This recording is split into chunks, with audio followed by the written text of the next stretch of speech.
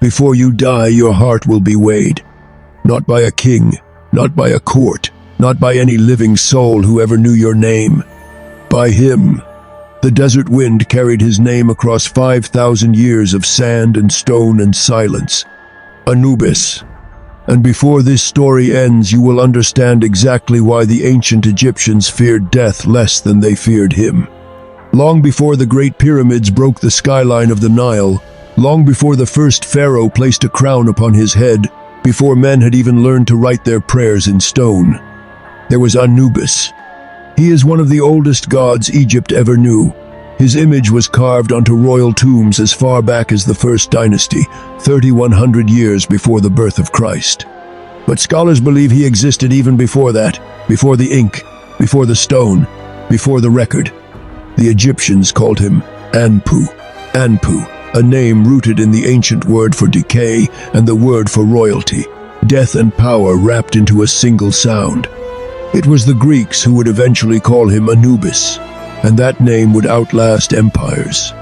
He appeared always in black, not because black was the color of darkness, but because black was the color of the rich Nile soil, the color of rebirth, of things that rot and then rise again. His body was the color of transformation, and his face the sharp-eared, golden-eyed, silent face of a jackal. The ancient Egyptians had watched jackals prowl the desert edges of their cemeteries for generations, digging, circling, eyes glowing in the torchlight. They understood something that most civilizations never would. You cannot keep death away from the dead. So they made death their guardian. And Anubis was born. In the beginning, he ruled the underworld completely. He was not a servant, not a guide, not a supporting figure in someone else's myth. He was the Lord of the Dead, supreme, ancient, absolute. Every soul that left the world of the living passed first through his domain. He was called the foremost of the Westerners because the dead were buried on the western bank of the Nile, where the sun went to die each night. He was called he who stands upon his mountain watching over every tomb from the high desert cliffs above. He was called Lord of the sacred land, Master of secrets, the dog who swallows millions. Every name a warning, every name a promise, every name carved in stone by people who understood that eventually every one of us keeps an appointment with him. But the God who governed death had a secret buried at the root of his own birth, a secret born from forbidden desire, from a lie told in the dark, from a mother too afraid to keep what she had made. Among the great gods of Egypt, 4 siblings shaped the fabric of creation. Osiris, god of the afterlife, beloved by all. Isis, his queen, goddess of magic, unbreakable in her devotion. Set, god of chaos and storms, violent and endlessly jealous. And Nephthys, Set's wife, bound to chaos, but drawn towards something she could never name out loud.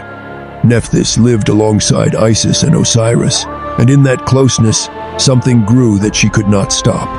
The Greek historian Plutarch recorded what happened next. Nephthys disguised herself as Isis, her own sister, and went to Osiris.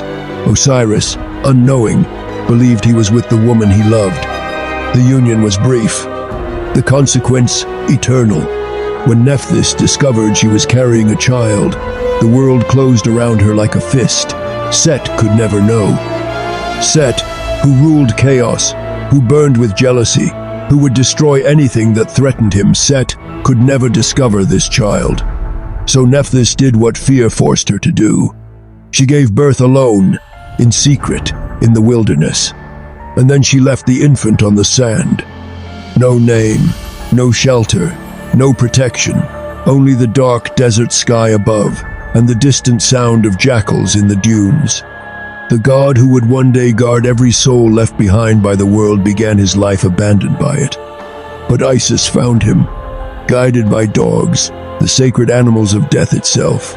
Isis followed them across the open desert until she came upon the infant alone beneath the stars. She looked at this child, the secret son of her husband, born of her sister's betrayal, and she chose love over grief.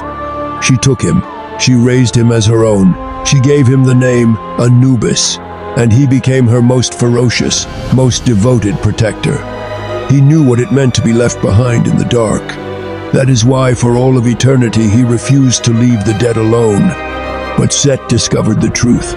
And Set's rage was not the rage of a wounded man. It was the rage of a god of chaos who had been made to look like a fool. He turned it on Osiris with a cold, calculated fury. He had Osiris murdered, sealed inside a golden coffin, thrown into the Nile. And when that was not enough, when Isis found the body and brought it home, Set hunted it down again. He tore Osiris apart. 14 pieces, scattered across all of Egypt. The god of life, the god of the afterlife, destroyed by chaos. And Anubis, the abandoned son, the child left to die in the desert, would be the one to save him. Isis searched every corner of Egypt for the broken pieces of her husband, and Anubis walked every step beside her, because that is what he was, the guardian, the one who stays. When the pieces were gathered, the sun god Ra himself commanded Anubis to perform the embalming. And so Anubis did something no god had ever done. He wrapped the body of Osiris in sacred linen. He anointed him with oils. He performed the opening of the mouth ritual so that in the next world, Osiris would be able to see, to speak, to live. Anubis invented mummification, not merely as a ritual but as an act of love, as a declaration that death did not have to mean destruction, that the body could be preserved, that the soul could continue. But Set was not finished. He disguised himself as a leopard and crept toward the body of Osiris to steal it back. The Jumilhak papyrus records what happened next. Anubis caught him. He seized Set, branded his skin with a burning iron rod, and then he flayed him. He wore Set's skin as a warning to every creature of chaos that would dare desecrate the dead. The ancient Egyptians said that is how the leopard got its spots. But nothing, not the victory over Set, not the embalming of Osiris, not the invention of mummification, nothing defined Anubis the way the Hall of Two Truths defined him. Because this is where it all leads. This is where every soul, from the lowest farmer to the greatest pharaoh, ultimately arrives. When you died in ancient Egypt, Anubis met you. He rose from the shadows and took your soul by the hand. He guided you through the terrifying corridors of the Duat, the Egyptian underworld, a realm of trials and darkness and creatures that did not belong to any living nightmare.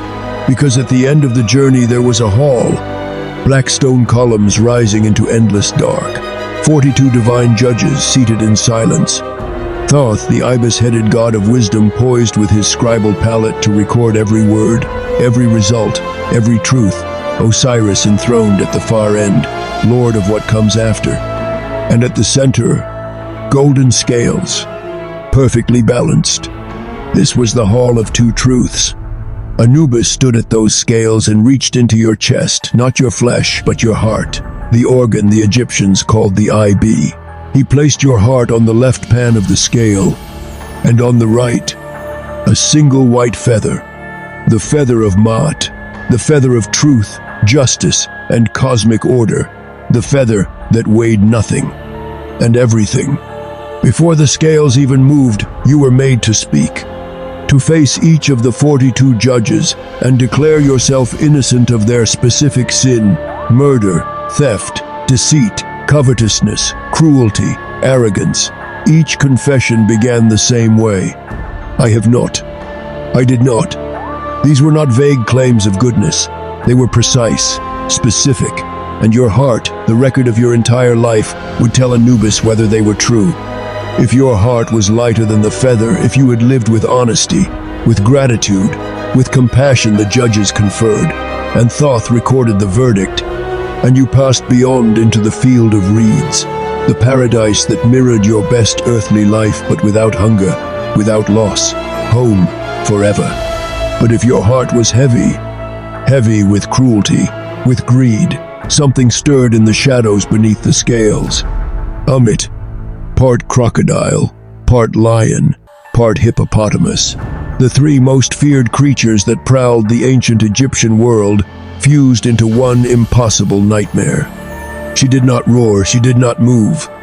She waited. And when Anubis read the scales and found your heart wanting, Amit consumed it, swallowed it whole, and with it you. No afterlife, no paradise, obliteration. And Anubis stood at those scales through every soul that ever lived and died beneath the Egyptian sun, through every dynasty, through every war, through every famine and flood and coronation and collapse. Neither cruel nor merciful, only true. If you found that chilling, if something in this story reached into you and would not let go, hit that like button and let Anubis know your heart is light. Subscribe so the gods of Egypt can find you again. And drop a comment below, which Egyptian god should we explore next?